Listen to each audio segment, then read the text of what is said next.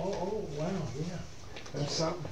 3:00. Good. I'm sorry. I sat in your seat. No, you're fine. Okay, for those of you who weren't here last week, hush, Russell. Oh, you ran out. That was it. That's what it was. You with me?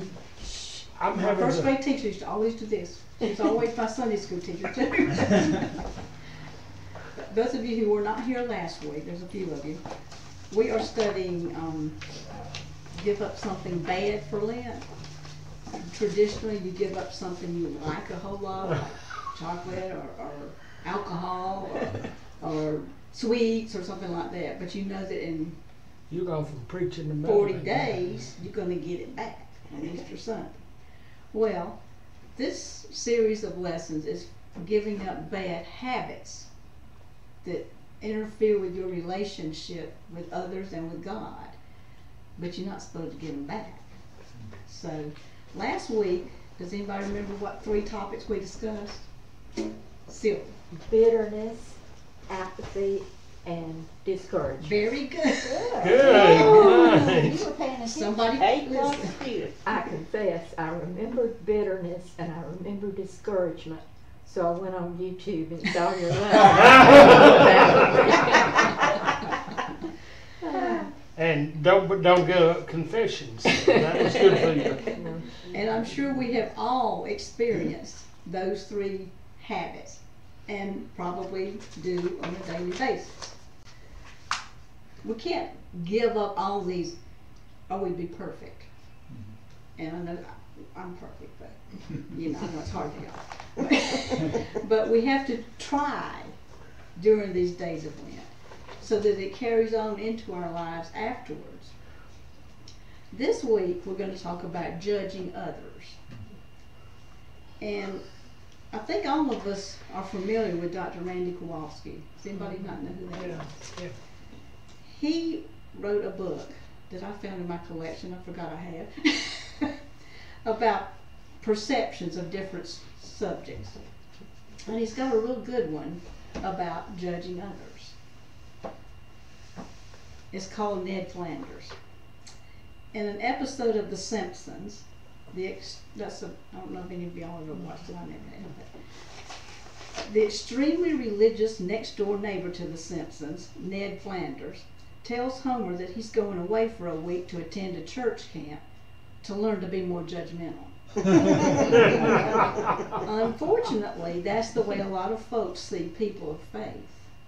Terms like judgmental and holier than thou are applied to us. I would like to claim that the labels are unfair and are always wrong, but the truth of the matter is that people of faith sometimes are very judgmental, and we often act in an ugly, self-righteous way. Yet it's not distinctly a religious problem. People who claim atheism can be just as self-righteous in their condemnation of others. That's because it's very clear to each of us what's wrong with someone else. We each fail to see our own blind spot, and thus are often unwilling to recognize our need to change. Even calling someone else holier than thou is a put down in itself. We'd all be better served if our judgments were reserved more for ourselves than for others. Now the Bible has a lot to say about judgment. And I'm going to read a few passages. In Isaiah 33, the 22nd verse, Isaiah says, "For the Lord is our judge, the Lord is our lawgiver, the Lord is our king. It is he who will save us." And James, the book of James, you know, he has a whole segment on how dangerous your wagging tongue is, remember? He also, in chapter 4, verses 11 through 12, says, "Brothers, do not slander one another. Anyone who speaks against his brother or judges him speaks against the law and judges it. When you judge the law," now these are lowercase laws, "you are not keeping it, but sitting in judgment on it. There's only one lawgiver," in caps, "and judge," in caps, "the one who is able to save and destroy. But you, who are you to judge your neighbor?" this brings us to Jesus' words from the Sermon on the Mount. Jesus says, "Do not judge, or you too will be judged. For in the same way you judge others, you will be judged. And with the measure you use, it will be measured to you. Why do you look at the speck of sawdust in your brother's eye, and pay no attention to the plank in your own eye? How can you say to your brother, 'Let me take the speck out of your eye,' when all the time there is a plank in your own eye? You hypocrite! First take the plank out of your own eye, and then you will see clearly to remove the speck from your brother's eye." As Christians, we're told not to be judgmental. This was not just a suggestion from Jesus. It was a command, an order. You will not be judgmental. You know, Mahatma Gandhi, I think it was him, had a quote one time that he thought Christianity was a wonderful religion, but he could never be a Christian because people didn't act like Christians.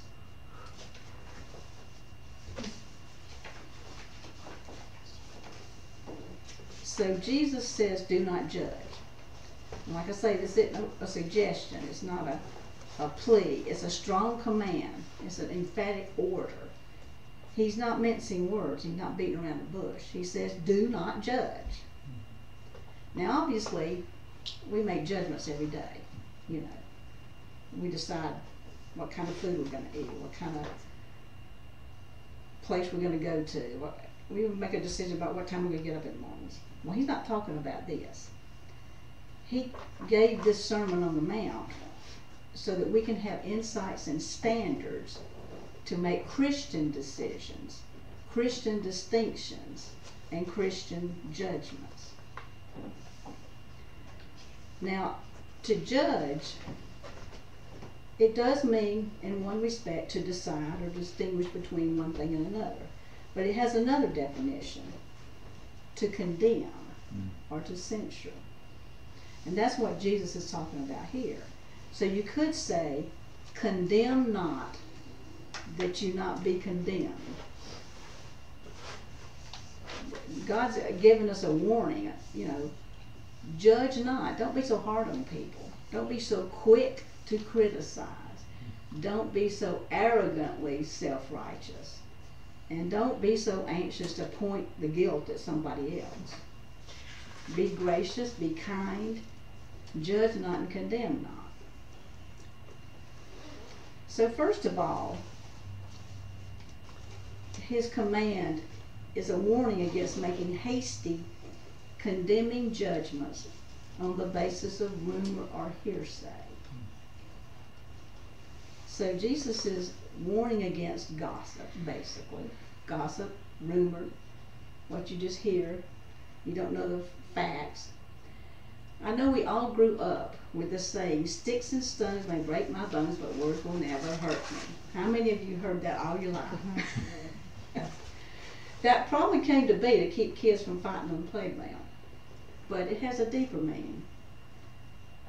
And for some reason, I've always thought of it when I was a little kid, probably 4 or 5 years old. All the grandchildren were at the grandmother's house, you know. And I don't know who ticked me off or what, but I went in crying, and my uncle, they must have called me a name. I don't know what they thought. They might have called me Fatty or something, because I was a chunky little thing. But I remember my uncle telling me, "You go back out there and you call them a hippopotamus." And I thought, oh wow, that would be so much fun. I probably couldn't pronounce the word, but I remember him telling me to call somebody a hippopotamus, which was not a good thing, I'm sure. Sticks and words do hurt people. Words can ruin reputations. They can ruin families. And even if something, a rumor that gets around about something somebody's done, even if that person is exonerated from it, it follows them all their lives. Somebody might hear it years later and say, "Well, you know what? What if there was some truth to that?" You know, that can ruin people for life. So we need to think about what we say, because it hurts people. You need to, before you spread something, in other words, you should spread stuff anyway unless it's good. You need to think about it, wait on the facts, wait on the truth, and wait on the time. This author is a minister, and he tells the story of a high school student, a junior in high school, an honor student, a member of the band, secretary of the class. She had a bright future. But something happened that she felt betrayed. She was literally killed by a rumor because she ended up killing herself. Mm-hmm. The rumor was that she came home at daylight in a drunken stupor with her clothes disheveled, and she was delivered to her door by an older man in a fancy sports car. That was the rumor. The truth was she sat up all night with her critically ill grandmother in the hospital, and her uncle drove her home. But a neighbor happened to be looking out her window at that time, saw her come in, and her first thought was, oh, she's just, look at there, she's got a sugar daddy already at her age, she's been out partying, she's drunk as a skunk. So she told people, and those people told somebody else, and somebody else told somebody else. Well, we all know that children, teenagers especially, are very sensitive. Yes, good, thank you, Kelly. It broke her heart. She had this whole life, but you know how teenagers especially will be whispering in the hall with her. Did you? Oh my gosh, did you hear that? You know. So it ruined her life, and she couldn't deal with it. So she killed herself. And we're seeing a huge rise in children even killing themselves these days. Cyberbullying and all sorts. Yes. Spreading rumors is a form of bullying. Yes, it is. And this young life with so much promise was snuffed out because somebody spread a rumor, and rumors grow and grow and grow.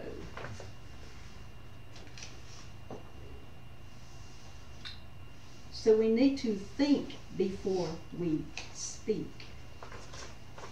Rotary International has a 4-way test. Are any of y'all Rotarians? Was.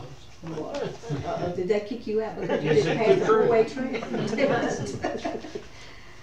This 4-way test is really excellent. Before you say anything or pass on anything, you're supposed to ask yourself, first, is it the truth? Second, is it fair to all concerned?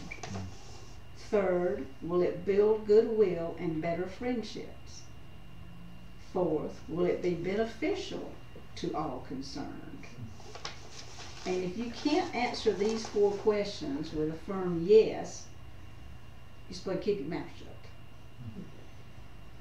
So we need to think about that next time we hear a rumor or feel inclined to pass on something that we don't know all the facts about. But where would the 24-hour news cycle go? Exactly. Exactly. Our whole society has just gone bonkers lately. Everybody's got to be the first to get the story, whether it's true or not. But we don't have to be that way. I mean, even though everybody around us is that way, we don't have to. We do not have to fall into the pattern that our society has taken up. In addition to just spreading rumors, we need to avoid being unkind and unsympathetic in our judgments. Like I say, this guy is a minister, and I think he's in Texas. But Who's that, Kowalski? no, No. no, I was gonna say. this guy. Yeah. I'm sorry. Kowalski's dead. I'm sorry I know. to say. Yeah, he was. But When he first started in his ministry, his first assignment was a little bitty church in a little bitty town that would make Pales or Williamston look like New York City. He said that he served a church that was way out in the country. Little town had a grocery store, a service station, a feed store, a cotton gin, a church, a post office, a washateria, a school, and a few hundred people. And that was it. So you can picture it. Has anybody ever been to Star or Iowa or something? These little tiny towns. So every morning he had to walk to the post office to get his mail. And every morning for 2 years, old Charlie Smith would be sitting there on the porch of the post office with him.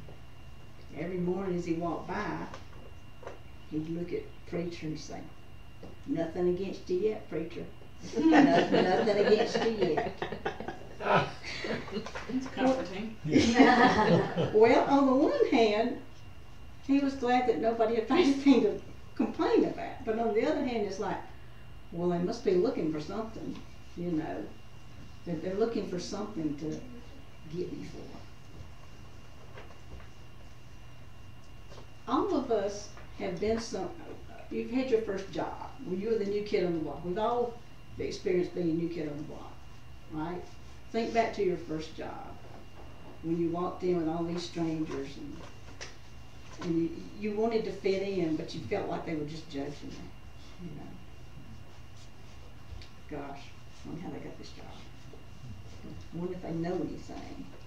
I wonder if they're really dumb. What if they're smarter than me? What if they're going to take over my job, you know? We've all experienced the new kid on the block. Or moving into a new neighborhood. Or coming to a new church where you feel like people are sizing you up and down.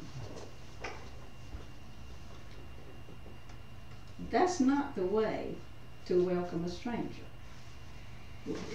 We should reach out to them. If you're in your job and a new person comes in, you help them. Well, some people don't want to be helped. I mean, you know, you try to. You'll say, you know, hey, I just want to tell you, maybe you should do this or that or whatever, you know. Or a new neighborhood. Welcome somebody to your neighborhood. I think we do a fairly good job of welcoming people to our church. But the thing is, they're feeling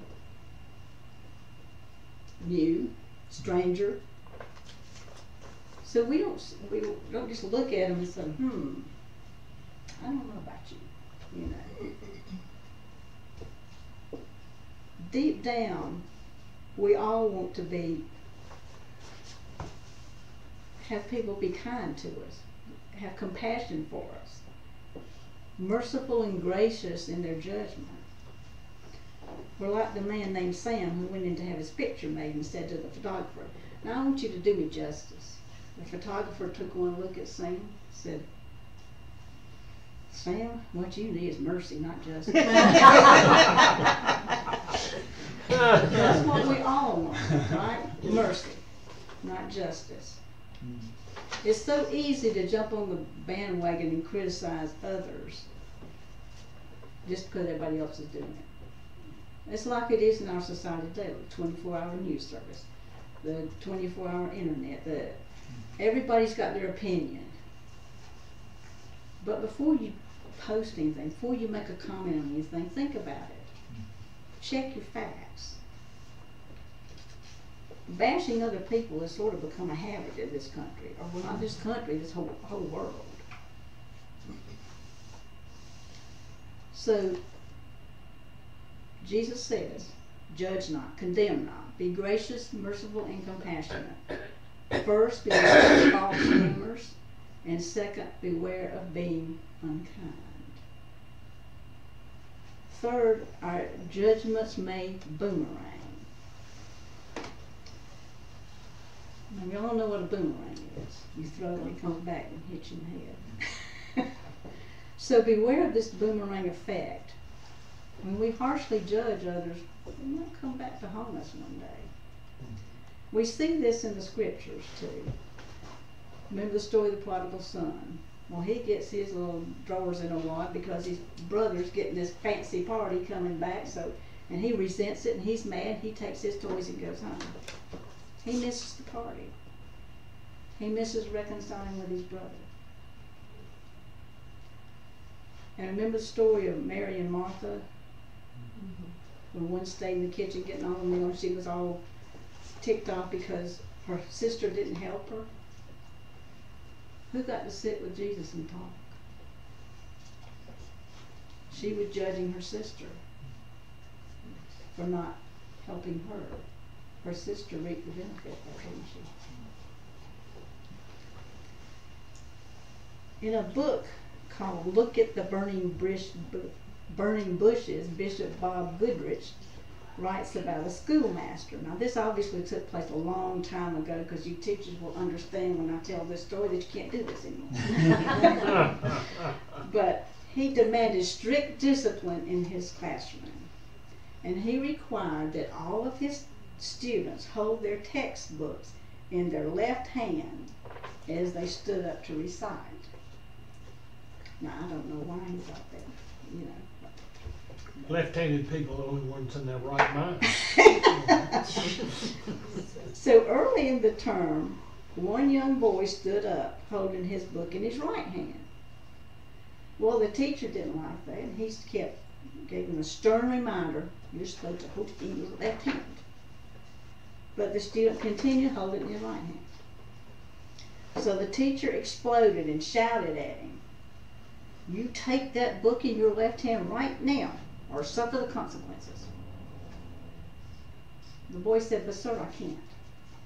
So the teacher was so infuriated that he ran over to the student, screaming at the top of his lungs, don't you disobey me. Then he grabbed the boy and began to shake him.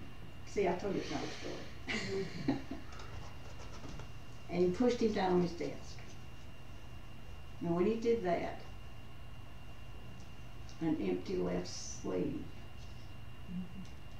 dangled. The boy didn't have a left arm, so he couldn't obviously hold the book. So the teacher obviously was extremely embarrassed, and in today's society he would have been sued and would be serving time in jail. But back then, Maybe rightfully so. all he could do was apologize. So what two important lessons do we get from this story?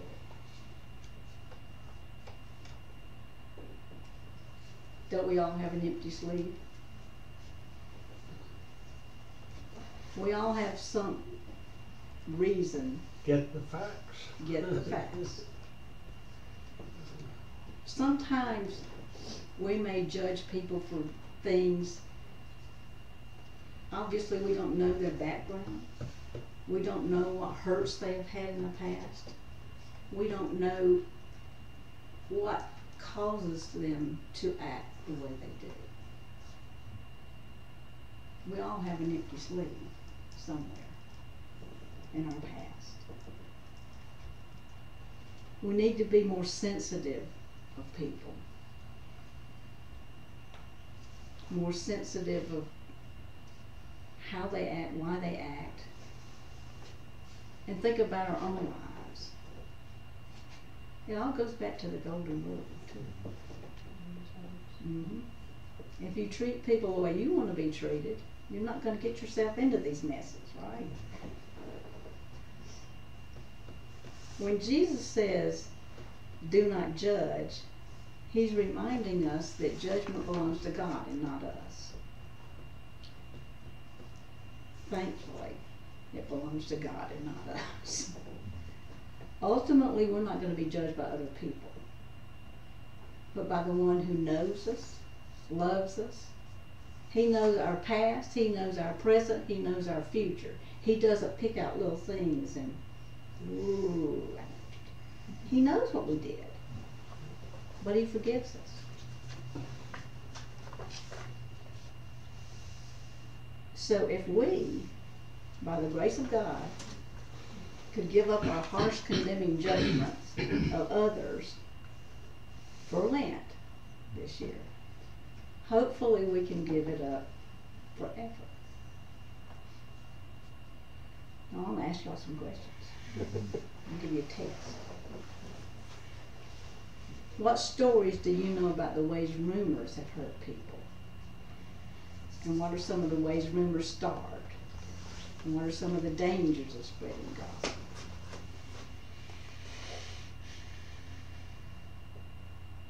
The one that came to mind when you were telling the story was the guy who wrote Brown Bear, What Do You See? Huh. I know him. Yeah, Johnny you know him Martin. personally. Bill Martin. There you go. He spent a whole day in my classroom. Nice. Well, apparently when he was soon after he wrote that, I guess maybe, there is a Bill Martin that is a communist. Oh my gosh. And this was during a time where that was a pretty major thing. And so the rumor started around that this guy who wrote this book about the bear, he's a communist. And it's not true because it was someone entirely different. But after he experienced a good deal of sort of acclaim, and then all of a sudden it just tanked because everybody thought that he was something he was not. And we saw that during the McCarthy era of a lot of people, yeah. It's amazing. It's funny, I was looking for a book yesterday. I couldn't find it. I said, well, maybe it's in that box in the attic with all the books. At which point I counted them. 27 Bill Martin books that John had checked. You worked with him. We went out and worked with him too. That's another way rumors get started. It's a mistaken identity. And has any, you don't have to answer this, but just think about it. If any of us have experienced a rumor that hurt us, probably all of us have had something like that. Why do you think Jesus gives us such a strong warning against judging others? Because of the hurt that follows.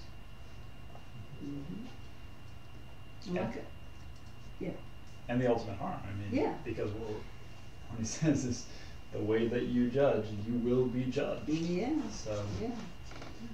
that's in this world and the next. So the 4 questions that I told you that the Rotary Club gives as a guide, think about how you would respond to these questions. So if everybody thought about these questions, I'm going to read them again. Yeah, I was going to say. Before you pass on anything or say anything, ask yourself, first, is it the truth? Second, is it fair to all concerned? Third, will it build goodwill and better friendships? Fourth, will it be beneficial to all concerned?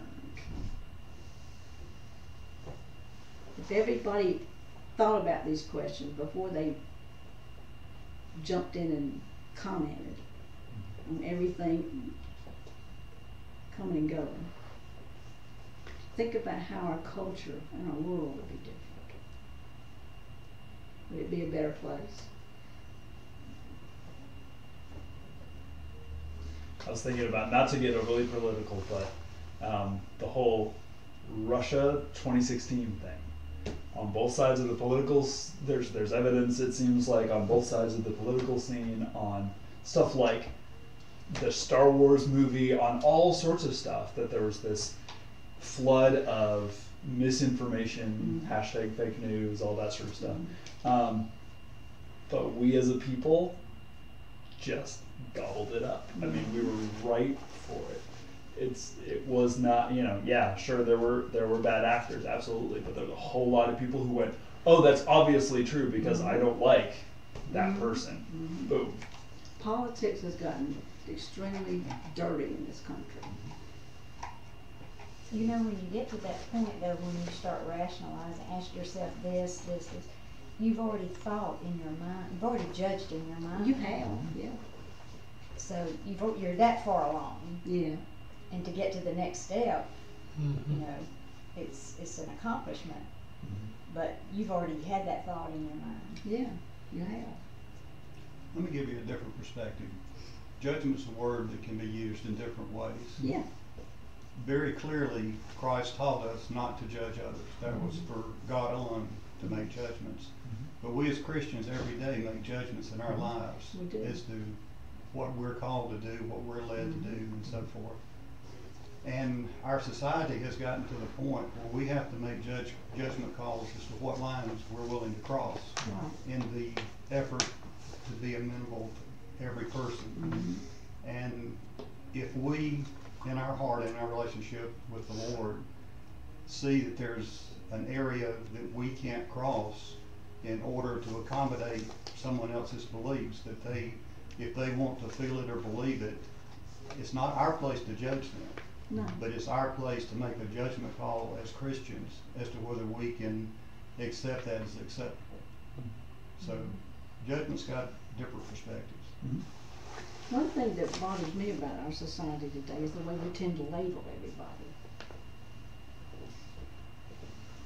I mean, you label the political parties, you label, everybody's got a label. You're either for it or against it. And there's no middle ground. I don't know the answer. But you're right. I mean, we have to follow our Christian beliefs to do what we think is right as well as we can. We can condemn the action without condemning the person. Yes.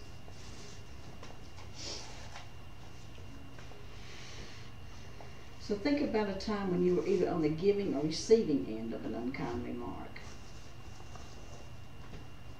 How did it feel? And what did you think? Have you ever said something about somebody that you regretted?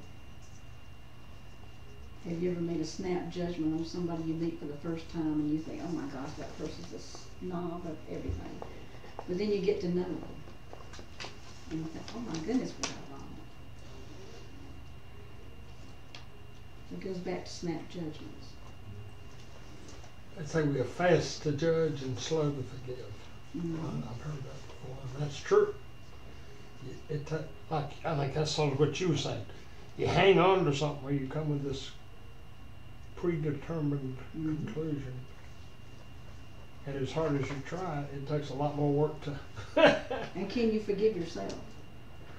That's hard. I think it's harder to forgive yourself than it is to forgive somebody else.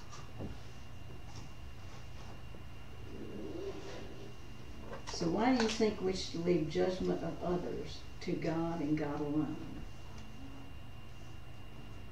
Because he knows. Because he tells us to.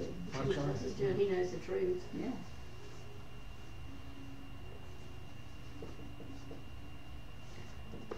I think one thing we fail in as a society is looking at the individual as opposed to what we label them. We look at the political party. We don't look at the individual humans. We look at certain cultures, but don't see the people. I mean, we're all people. We're all children of God. He says we are. And I'm going to believe him. How about you? Any more questions that I can't answer?